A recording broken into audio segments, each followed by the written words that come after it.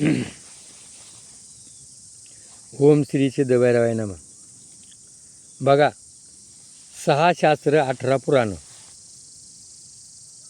हे कशा करता लिहून ठेवले का माणसानं कसं वागावा कसं जगावा.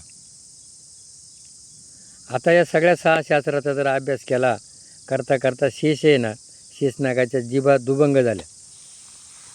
असं करा तसं करा, असं करू नका तसं करा.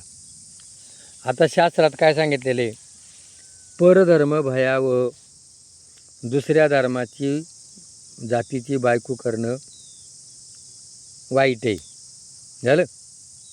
मग आता दुष्यंत राजानं मत्स्यगंधा ही कोणाची मुलगी केली? कोळ्याची मुलगी केली.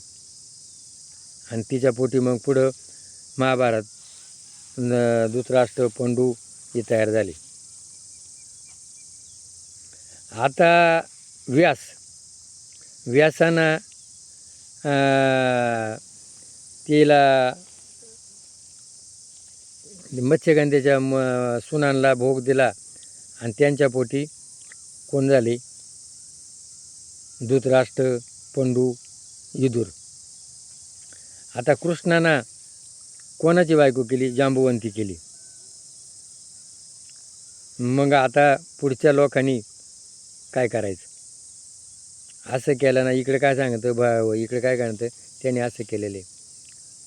म्हणून आज समाजामध्ये काय झाले, जाती कोणही दोनच आहे, स्त्री आणि पुरुष. आणि मग हा तो जो भ्रम पडला आहे, त्यांचा भ्रम कसा काढायचा? म्हणून आज ज्याला पटल ते करू राहिले आणि करायला काही हरकत नाही. करा, फक्त मन जुळवा. आणि जाती येता, आज जात फक्त कोणती? स्त्री आणि पुरुष. मानव जात आहे.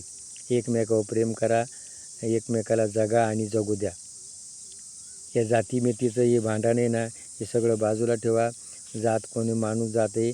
माणसाला माणसावर प्रेम करा आणि माणसांना माणसासारखं जगावा.